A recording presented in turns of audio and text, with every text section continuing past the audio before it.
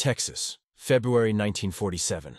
The barbed wire had gone slack long ago. Rust streaked the fence posts, mesquite vines twisted through the coils, and the old guard tower leaned just enough to look like it was bowing to time. Camp Wallace had once held 2,000 German and Japanese prisoners, the wind carrying foreign songs through the Texas plains. Now it was silent, except for the clatter of loose tin roofing and the moan of wind across the empty barracks.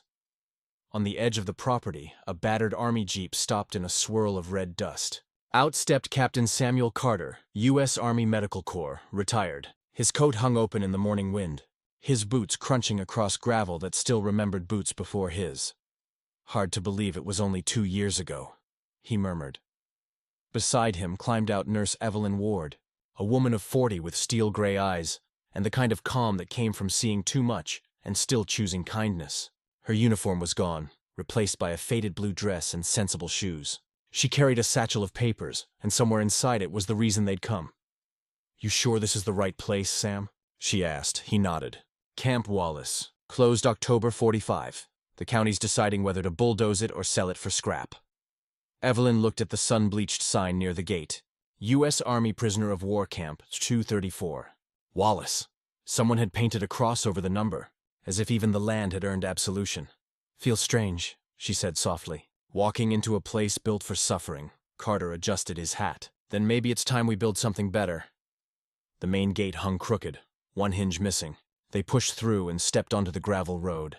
The barracks lined both sides like skeleton ribs, doors flapping in the wind. "This is where they kept the workshops," Carter said, pointing to a row of low buildings. "Some of the prisoners were carpenters, made furniture for the locals when the war ended." Evelyn ran her hand over a doorframe, feeling the rough pine beneath her fingers. Imagine that. Kindness built with borrowed hammers.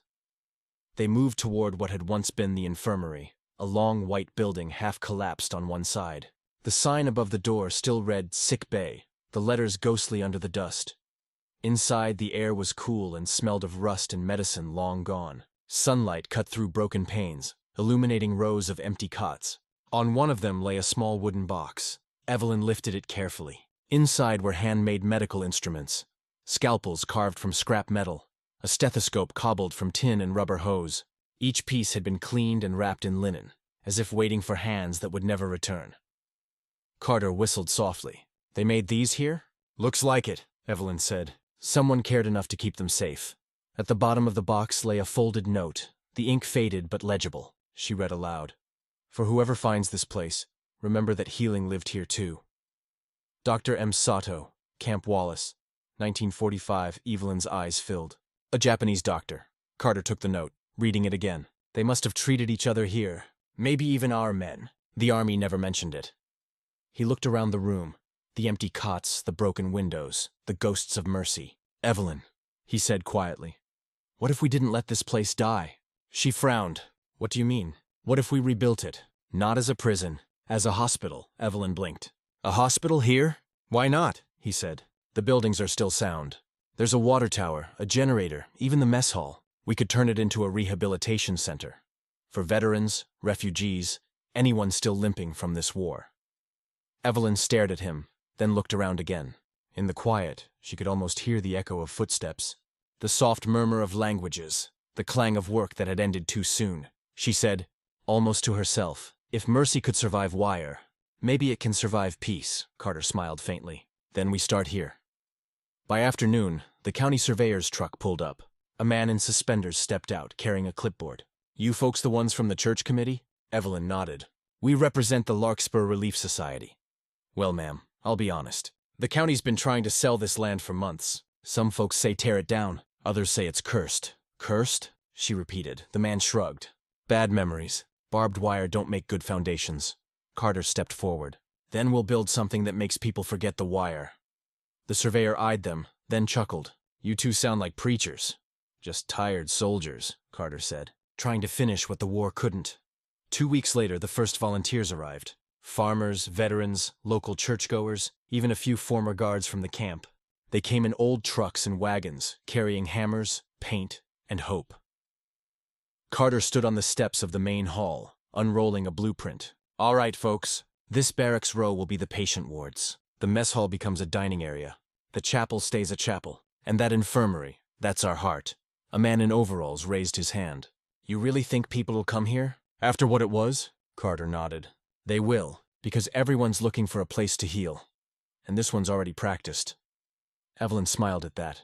The land remembers mercy, she added. The work was slow, but the rhythm felt right.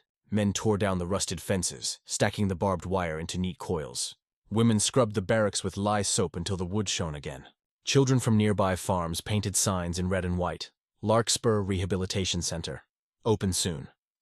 One afternoon, while clearing the infirmary yard, a boy uncovered something buried beneath a patch of wildflowers, a wooden cross, its arms bound with copper wire.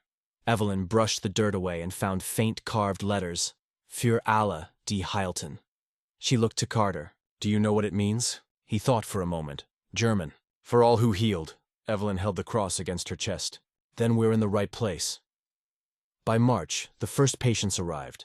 American veterans with leg braces and burned lungs from the Pacific. Then came 2 widows from Houston, then a Polish immigrant family traveling west.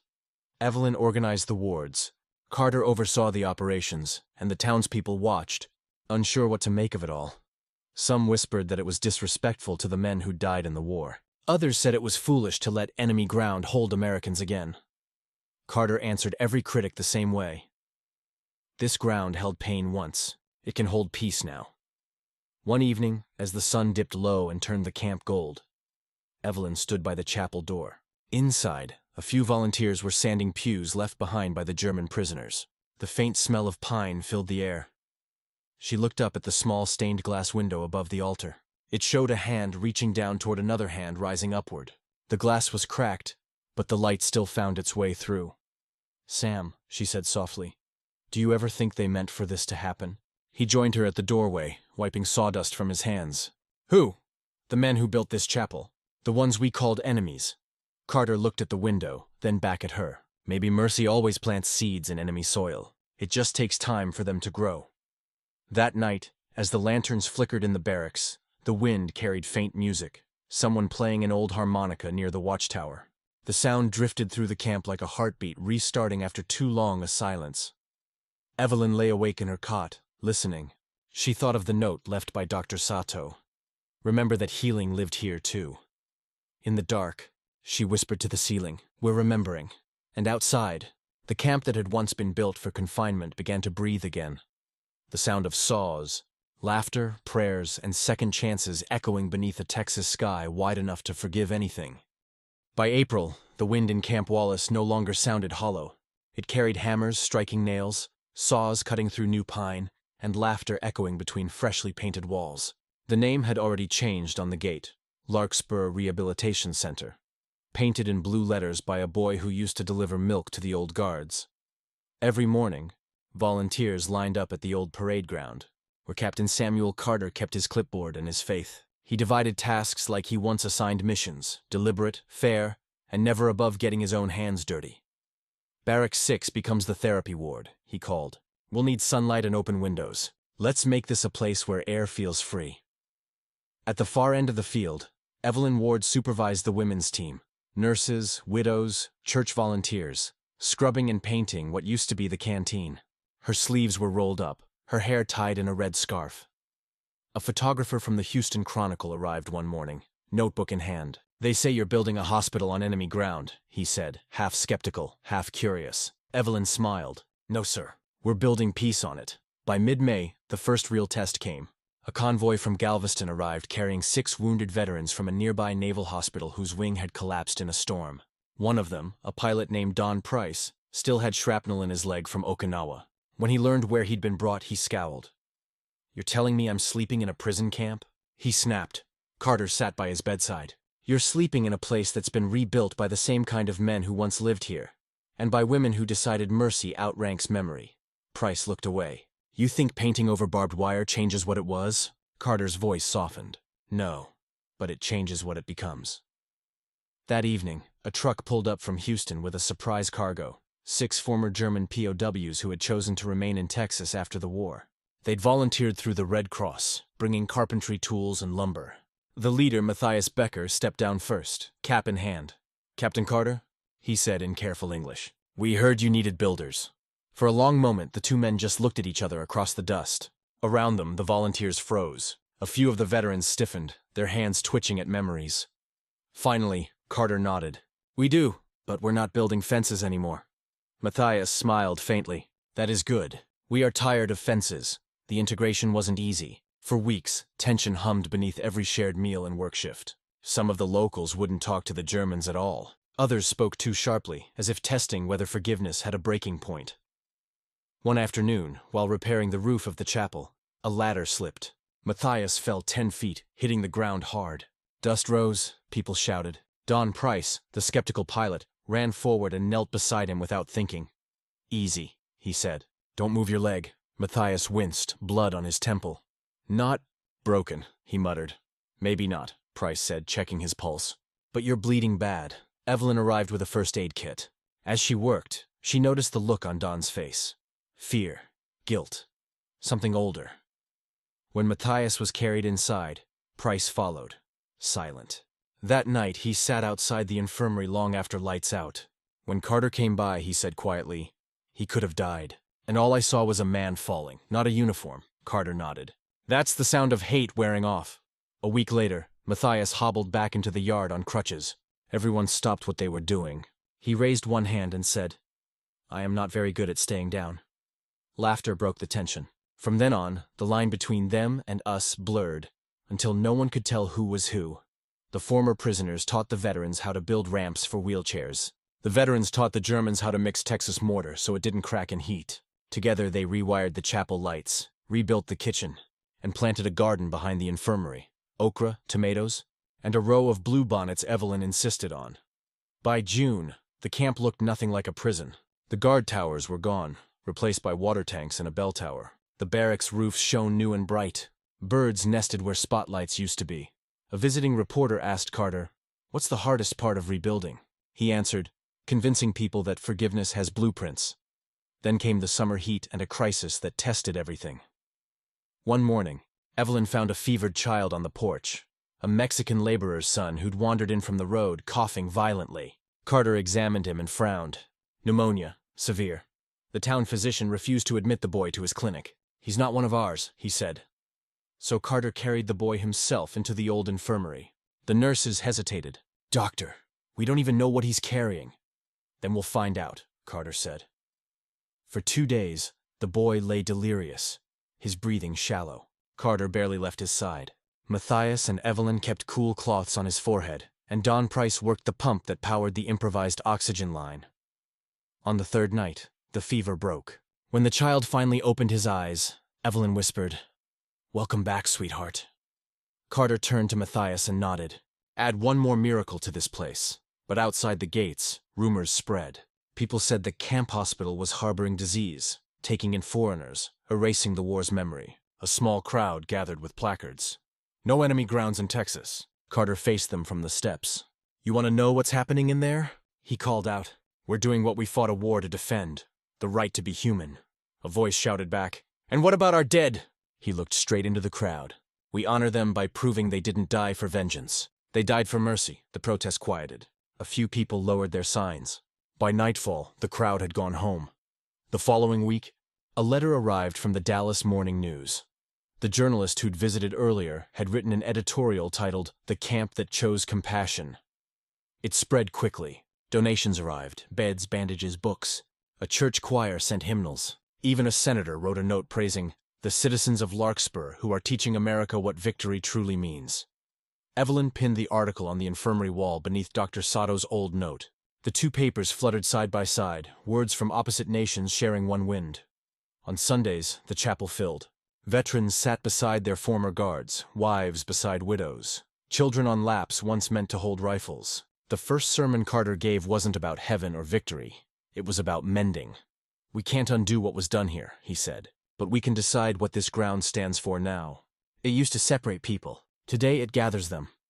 Afterward, Matthias approached him with a folded piece of wood, a scrap from the old barracks wall. "From the first building we took down," he said. "For your desk." Carter turned it over. On the back, carved carefully, were the words, "Heilenist Frieden."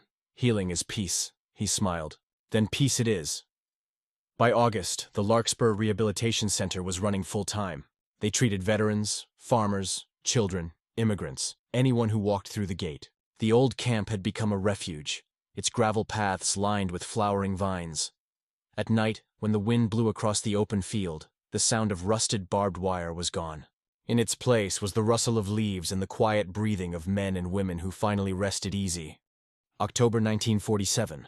Larkspur, Texas. The Texas wind had changed. Where once it howled through empty watchtowers, now it carried the hum of an alive place. Laughter in the courtyard, the clink of dishes from the new dining hall, the steady rhythm of a piano someone had donated from Houston. A sign now hung over the front gate, its letters burned carefully into cedar. Larkspur Center for Rehabilitation and Peace. The word camp was gone. Every Sunday afternoon, visitors arrived, some curious, some skeptical, all surprised.